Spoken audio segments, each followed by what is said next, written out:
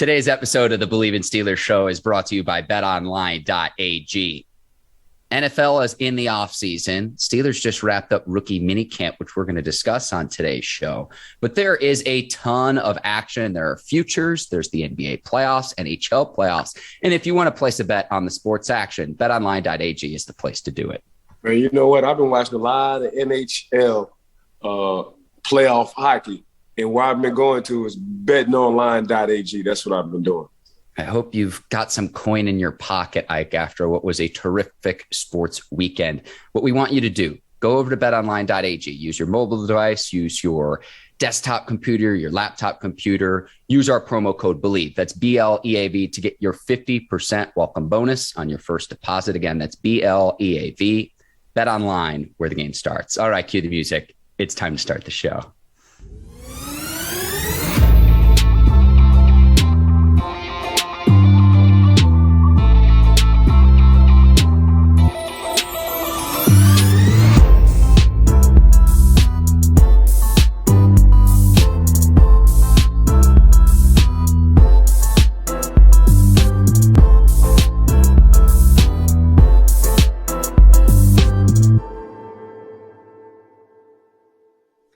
Welcome to the Bleav in Steelers show on the Bleav Network. I'm your host, Mark Bergin, joined as always by my guy, two-time Super Bowl champion and 12-year veteran of the Pittsburgh Steelers, number 24, Ike Taylor. IT, just in the nick of time, getting your shot ready to roll for this Monday morning here on the Bleav in Steelers show. How are you this morning, my man?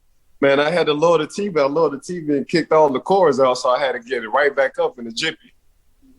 And you did it. You got it right in the nick of time. We've got a fun show lined up for the listeners and viewers today. We talk about a lot of those matchups. We know what the regular season schedule is for all 32 teams in the 2022 season. A star receiver heading out of the AFC North, going back home to the Saints. We'll talk about Jarvis Landry signing and going back home to New Orleans. But we're going to start. The Steelers held their rookie mini camp this weekend, Ike. And I'm going to put this out there for our listeners and viewers. If you want over-analysis of practices where these rookies are just getting their feet wet in the league, this is not the show for you, but we're going to talk a little bit about it. It was nice to see Kenny Pickett and company get their first taste of what it's like to be Pittsburgh Steelers. Yeah, Kenny Pickett and company sounds ringing to my ears, right? And that looks like exactly what they've been doing between the receivers. George, Austin and company, they say, hey, man, he can sling the ball. And that's exactly what his teammates are saying, but I've been knowing this since the Senior Bowl. That's exactly what his teammates are saying, Mark. So it's just fun, man. Like I say, my personal opinion, 7-on-7 has put receivers and quarterbacks way beyond their years. And you can just tell by the enthusiasm. You can just tell about how these receivers and how these rookies are coming into camp, even though it's an all-rookie camp, how they just come into camp with a lot of confidence, Mark.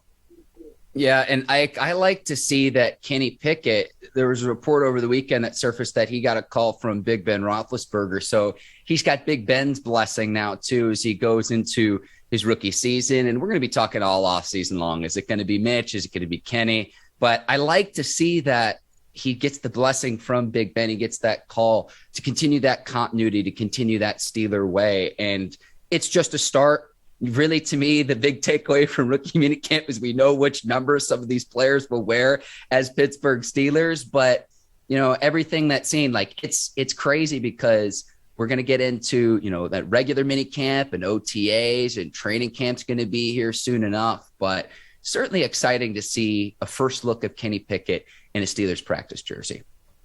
Yeah, I mean, I think one of my former colleagues said, man, he don't trust a quarterback who wears gloves. And he should have watched Big Ben and Kurt Warner because them boys got Super Bowls. Brady, well. too.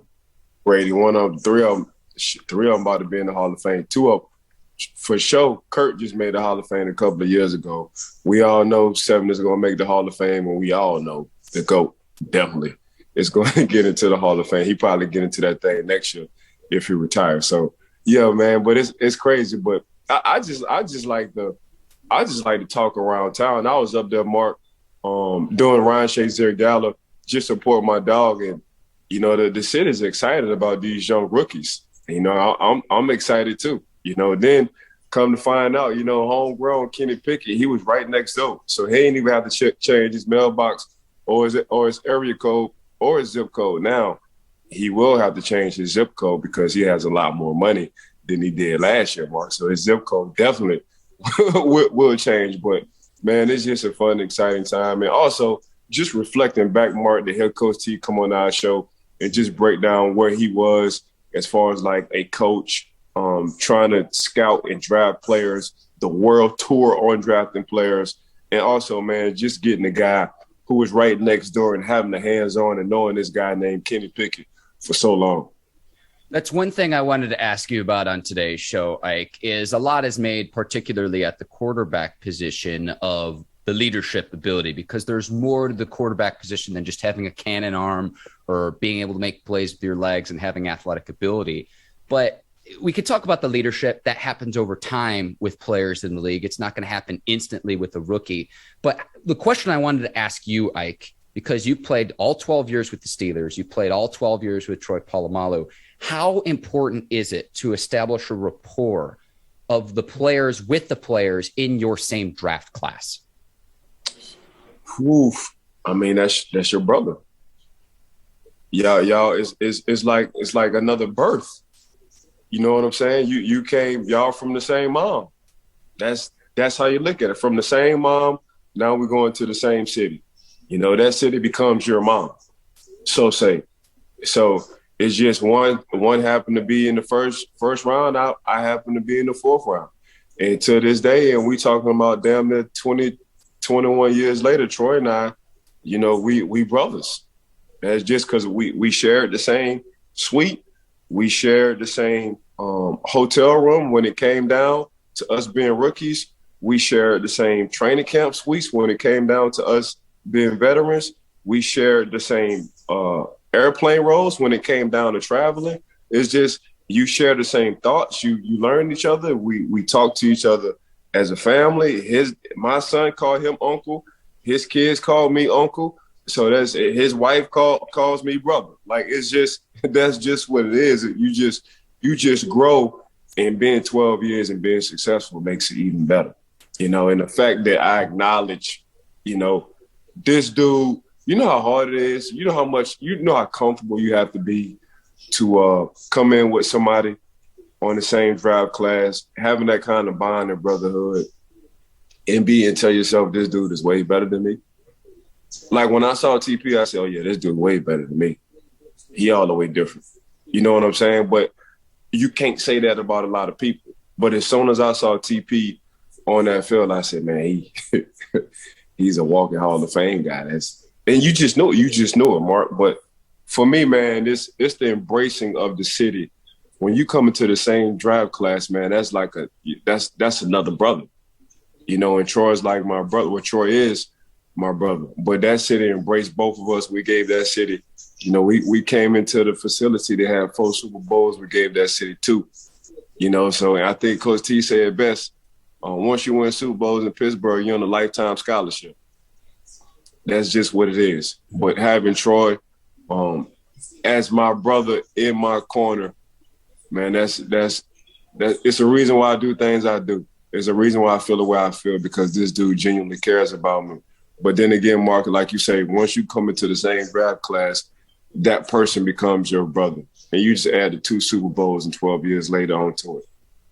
And hopefully the Steelers can add to that with this new rookie class. A lot of offensive talent. The offense gets younger. They get faster as well, which is certainly exciting. And I've said this before, and I'm going to be a broken record, but I'm going to say this again. Deontay Johnson's like the elder statesman of this offensive group, and he's only 25. So it's certainly exciting that the Steelers finally have some speed on the field to take the top off defenses. They have players now that can take it the distance, that can take it to the house, where so much has been underneath the last 2 seasons. So that's what excites me, where it's just like, man, we might have an offense that once they put everything together, it'll be really, really fun to watch. And I think that will take time. I don't think that's going to happen right away, but I do expect there to be a progression for the Steelers offense as the season goes along in 2022. Ike, I've got 2 more questions for you before we go.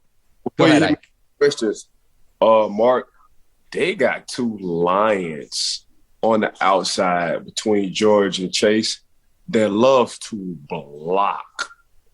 And so we talking about some attitudes sitting out there. When I saw what we all knew, Chase, we know what he can do when it comes down to the blocking. We saw that over the course of a couple of years now. But the fact that George Pickens, the rookie wide receiver from Georgia, acknowledges that, yeah, when I don't have the ball, I'm blocking your ass in the dirt, because that's something I want to do. That mindset on the outside where you, and I'm just talking about this as a corner, it makes the game even longer. Like, dang, this dude don't mind blocking. I'm about to have a long day. Because if they run the ball on my side, usually receivers, they try to get off the blocks real easy. But now you got a receiver, now two receivers that wants to block.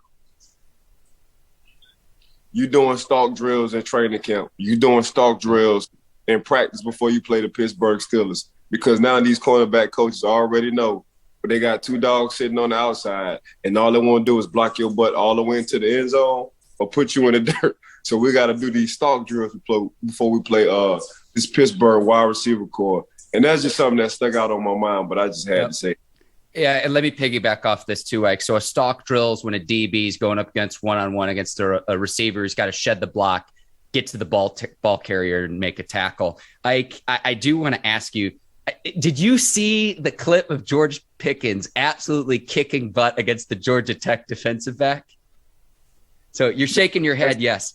If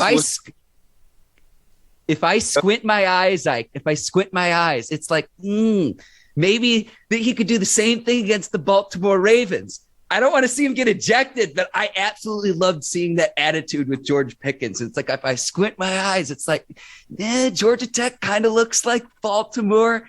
I'm hoping we see that same attitude, the willingness to block, that's a want to, this upcoming season, and I think we will. And if George Pickens can channel that attitude in the right way for the second round, Steelers, I am very, very excited to see what he can do. I think the Steelers really got a good one in George Pickens. Yeah, so you hit something on the head. So Chase don't give a what. We saw that in the offseason when he got into the fight. And we already know George Pickens don't give a what either. I'm telling you, it's going to be a joy watching these young receivers not only compete, but fight to get the ball. You know what I'm saying? It's going to be hard on corners trying to cover these guys, because usually you think a receiver as a diva or finesse kind of player. Between George and Chase, ain't nothing finesse about them. They're going to a gala with ripped jeans, Tim's on, and a tank top. That's their attitude. They're channeling their inner Heinz Ward, Ike. Correct. Okay, so I had two questions before really quickly. What do you remember about your rookie minicamp? Nervous, long, meeting all day. Like, damn, we just meet all day? Like, so y'all just gonna keep rewinding my mess ups all the time? But like, golly, it's a few other guys that messed up as well with me, but that was just nothing but love. Like, we love you, want you. We know you're young. We know you're so-called raw. They called me raw because I only played corner for one season. So it was a lot I had to learn. So I get why he kept rewinding, my plays. Like, golly, man, then you got to put slow motion in my plays too. Like, you just can't rewind it fast. You gotta slow-mo me. So, yeah, that's what I remember. A lot of long meetings and a lot of slow motion rewinding my mess-ups. Well, I'm talking to the undisputed Speed King. I remember I found one of those old football almanacs when my parents were moving, and it was either from your rookie year, your first year in the league, and it was like, I think raw was probably one of the terms they used, but they go Speed King. So it took time because you were still learning the cornerback position. Right. Really quickly, too, you were at the gala for Ryan Shazier. You finessed that in. Do you have any great stories you can tell us from this past weekend of you being in the 412 in Pittsburgh? It's just good. Mark, it's just good being in the 412. Mm-hmm. Like, that's really home. And I've been missing, what we going on, 8 years now? 8 years out of Pittsburgh. So, but that city still treats me like one of its own. And it embraces me, and I embrace that city. So, I mean, I went to a mom and pop, O'Leary's. Make sure every time y'all want some breakfast, y'all go to O'Leary's on the south side on Carson Street, Pittsburgh. That's my other mother. You know, her and her daughters and her sisters, they run this breakfast spot. But you want to talk about cooking with soul? Man, they cook with soul, man. Every time I got to go in the back and give her a hug, no matter what she's doing. So, yeah, it's just nothing but love in the city of Pittsburgh, Mark. But Ryan Shazier also had a good gala going on. This is a spinal cord researcher that he has going on. Ryan actually has a lot of good things going on. He is multitasking. He is a busy man, and I love it. So I see what his purpose is now. And it's a lot of hands-on. It's a lot of different avenues. But for his gala, it was the spinal cord research. Coach Herb was there. Urban Meyer was there. Terrell Pryor was there. Cam Hay was there. Matt Spade was there. So we had a few people who showed up. So it was a good time, Mark.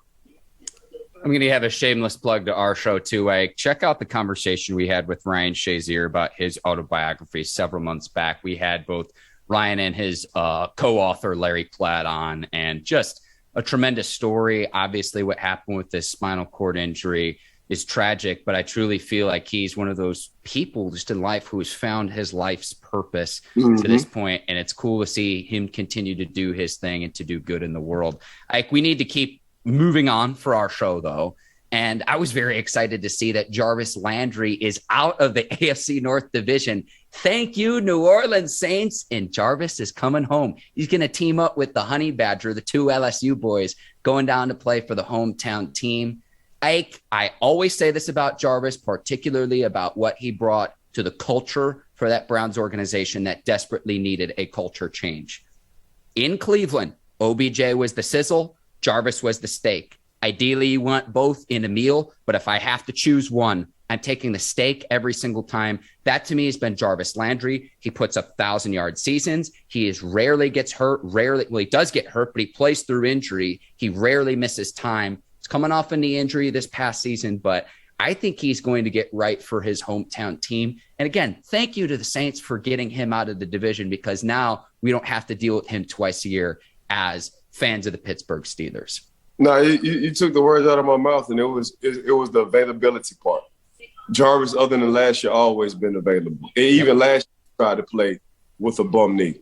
Yep. But it's his attitude. He's a chain mover. He's a go-to guy. And that's exactly what Jameis is going to need on that side. And he's back on. Between him and Honey Badger, them boys went down the street to LSU, which is an hour away from New Orleans. Now they sitting right in New Orleans, and they playing for the New Orleans Saints. Well, what do you know? So both of them back home in the city. But Jarvis, man, he's always been available, and he's always had this toughness with him. And I think for the most part, in my mind, he's highly underrated. Mark, Jarvis don't get the recognition that he deserves and needs. Agreed. To be the man on the Miami team, which was okay at the time, but you became a Pro Bowl receiver. To be the man on the Cleveland Brown team, and we talking about some studs on the Cleveland Brown. Like the Cleveland Browns won those slouch team. We talking about Baker, we talking about Nick, we talking about Kareem Hunt. So you look at Kareem Hunt, you want to talk about a Pro Bowler in his early days. You talking about Nick, a Pro Bowl running back. You talking about David Njoku, a first round tight end.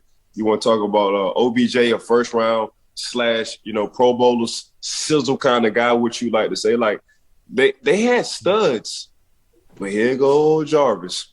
Every time you need a play, he's always available. He's always there, and he's always catching clutch passes.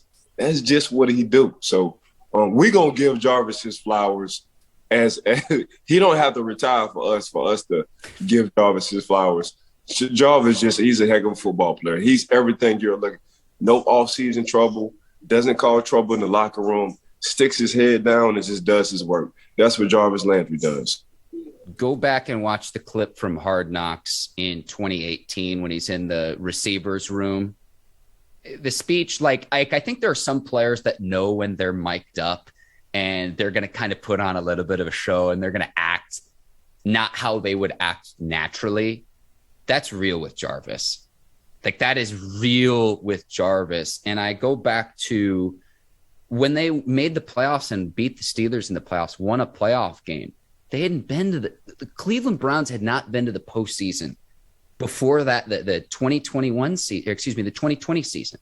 Since 2002, I could have been almost 2 decades. So he now goes to the Saints, and the Saints have a nice little trio as well. Michael Thomas is coming back. They got Chris Olave in the draft. Trevor Penning is going to shore up that left tackle position that Terron Armstead departs for the Miami Dolphins. Oh, and now, by the way, you bring in Jarvis Landry. I mean, other than the Cincinnati Bengals, I think that the Saints now have a wide receiver trio that's as good as any in the league, Ike. And that's the caliber of player I think that they're bringing in with Jarvis Landry. And I'm going to be honest with you, too. I know he wanted to make his money, but I was surprised he stayed on the free agent market for as long as he did, because he plays in 16, 17 games nearly every season, puts up nearly 1,000 yards, and he's just a solid, like, better than a solid player. He's a Pro Bowl player. He's made 5 Pro Bowls in his career. Yeah, I think the Pittsburgh Steelers, and I'm putting a lot of pressure on George Pickens, but I think the Pittsburgh Steelers, when it comes down to being one of the best trios, I think the Steelers about to have one of the best trios between Deontay, George, and Chase. I think that's really about to be something special because of the mentality and just the attitude. And this is not going to get any recognition as far as like fans, but we're going to get a lot of recognition as far as like views on our shows. When I say, man, blocking is everything, and it's a want-to coming from that wide receiver position, and you have 2 big dogs that wants to block, that's going to say a lot about catching. Catching is going to be easy for them guys. You're not going to be able to get in Chase, which I think Chase has matured now. You're not going to be able to get in George, Pickens, or Deontay Head. This is Kenny or Mitchell Trubisky, one of the two. They about to have a field day, a ball, in my mind, throwing to one of the best trios in the NFL at the wide receiver position, Mark. And they have the legs to be able to extend plays to throw the ball down the field, which this is no knock on Big Ben, but towards the end of his career, really the last 2 seasons, he wasn't able to do that because he's played in the league for almost 2 decades. So that's just the reality of the situation. Yeah, he was looking like a statue out there. Yeah. The last three years, the 4, really. Yeah. Seven was looking like a statue. But Kenny Pickett and Mark, I'm gonna go ahead and throw this out there, Mark. Okay. I'm not taking nothing away from Kenny, but sometimes the grass is greener. And for Mitchell Trubisky, this is going to be a lot of green grass for him.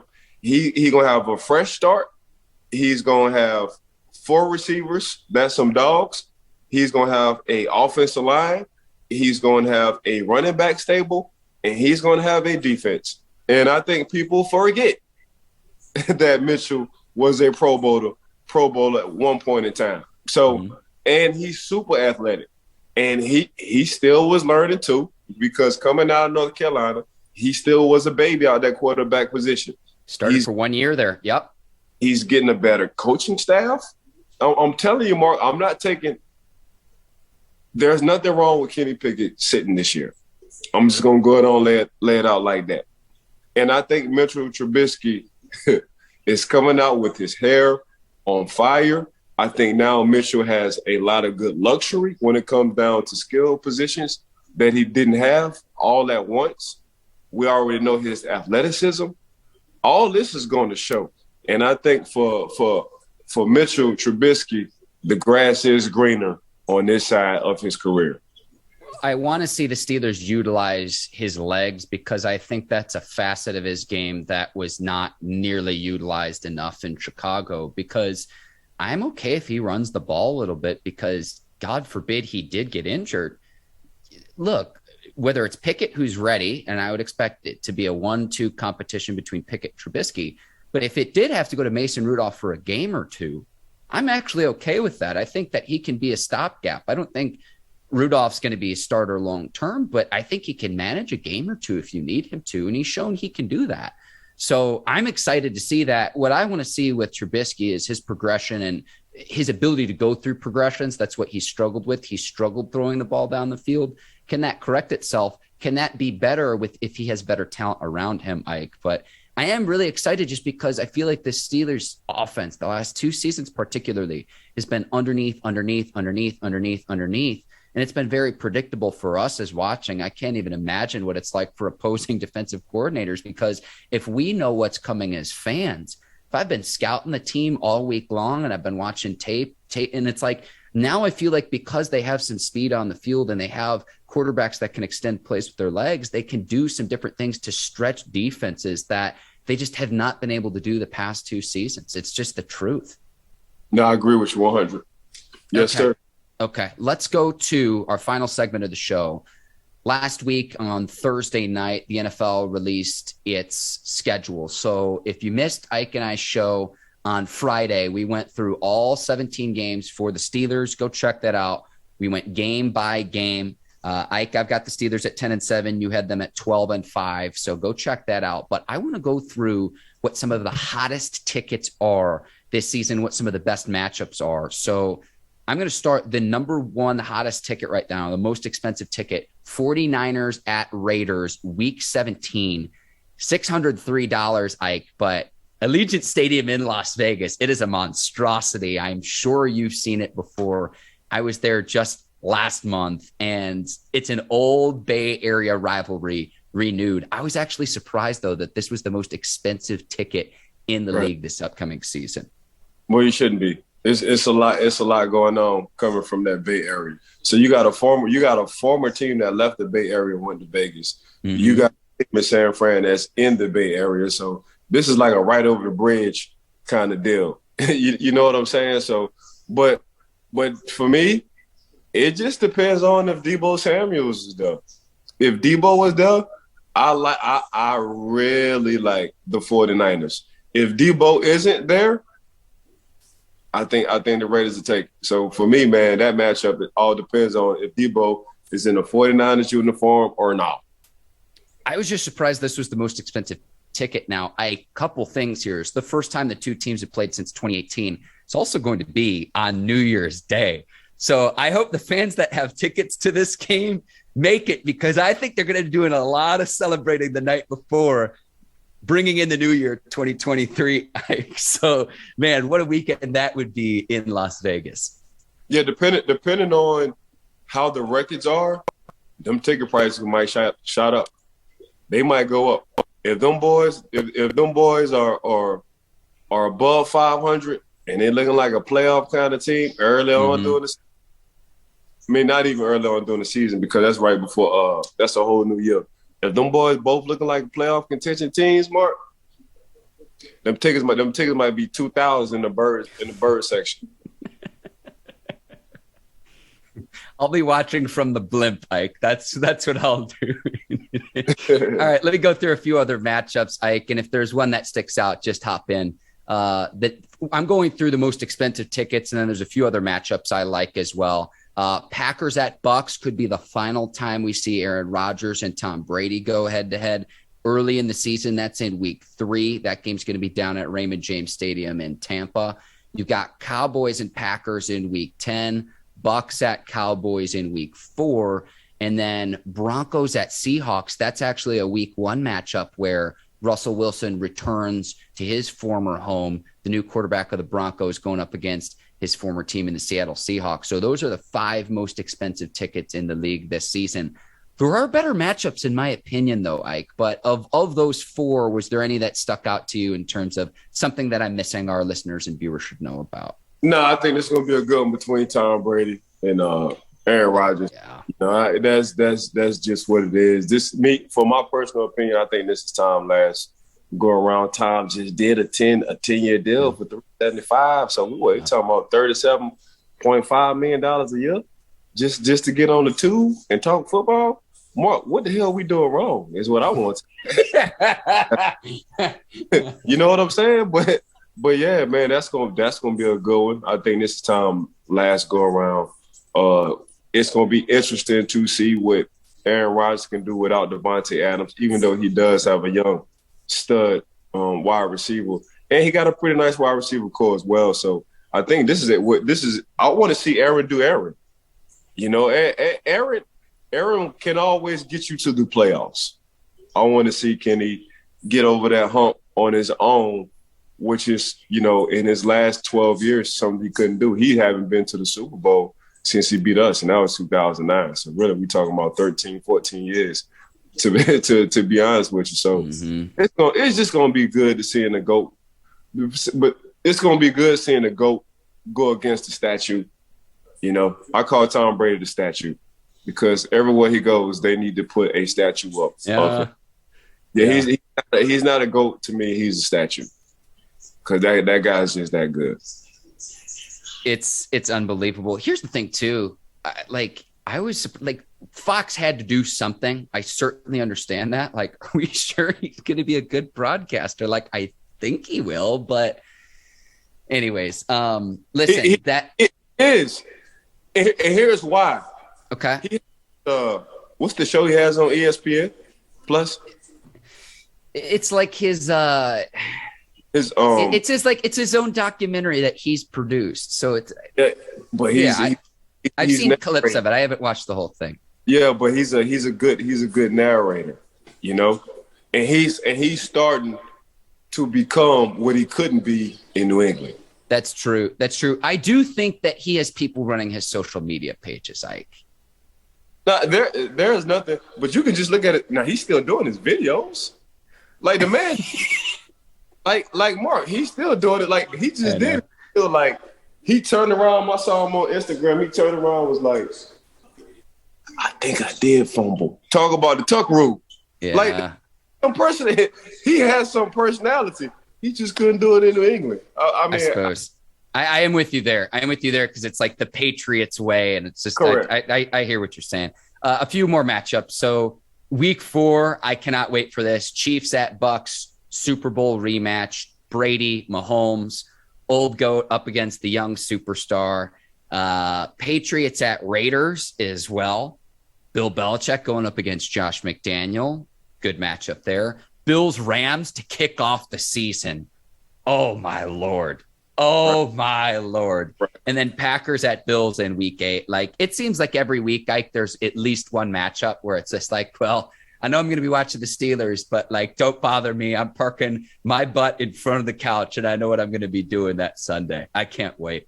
Hey, Mark, see if the crew can hurry up and get this receiver, that the free agent receiver that the Kansas City Chiefs picked up from Clemson. Stud. And I've been looking for this kid for the longest because he came out with Trevor Lawrence. Them boys came out. Justin Ross. Stud. When I say he had a few mishaps in a couple of years leading on, he got into it. But when I saw him at Kansas City, I said, this goddamn Andy Reid. I thought Pittsburgh know how to find receivers. This goddamn Reid. This man ain't missing.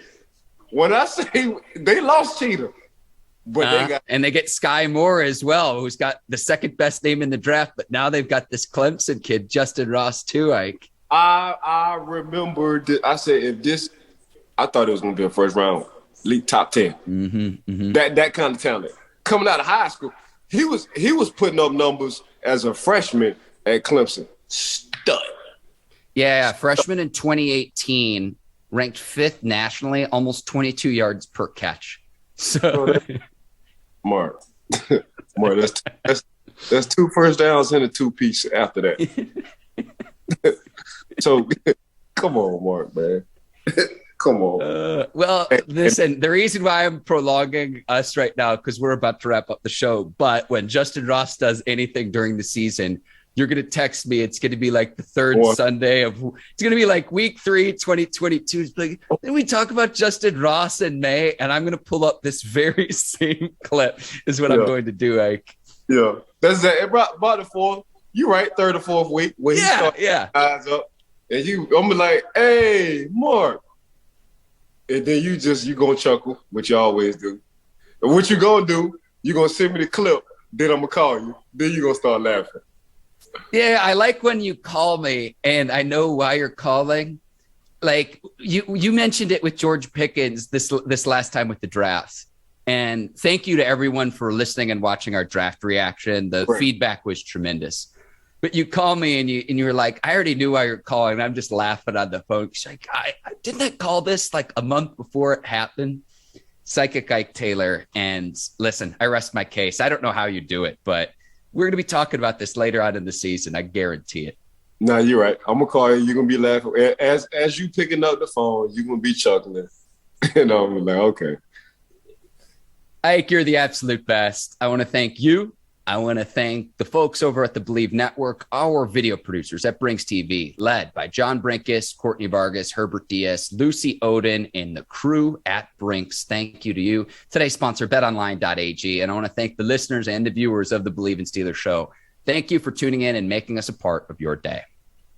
Yeah, I also want to second that, betonline.ag, man. I appreciate y'all putting some cheddar in my pocket. Of course, I think I'm a psychic. Mark just confirmed that. Brinks TV, thanks for Miss Courtney and her crew. Appreciate y'all just making us look good. Mark, I want to say thank you, man. Just being on the show, man, being my host, man. Great teamwork, great partnership. Got to thank the Bleav Network for giving Mark and I this opportunity. Make sure y'all give us a 5-piece. Just subscribe and give us 5 stars. That is, rate and review us. And, man, I want to thank everybody for just tuning in. Want to thank the viewers. Want to thank our followers. Just want to thank and tell everybody, man, appreciate the love and support y'all have been giving Mark and I. This show has been growing, and it's only growing because of y'all. So thanks again for everybody who's been tuning in on a consistent basis. We have some real live lifers who follow us. Yes, and shout out to O'Leary's in the 412 as well. Yes, like, I love all the shout outs today on this Monday. I hope the listeners and the viewers have a great rest of your week. For Ike Taylor, I'm Mark Bergin. Thank you for watching the Bleav in Steelers show. We'll see you next time. Until then, take care and so long, everybody. Peace.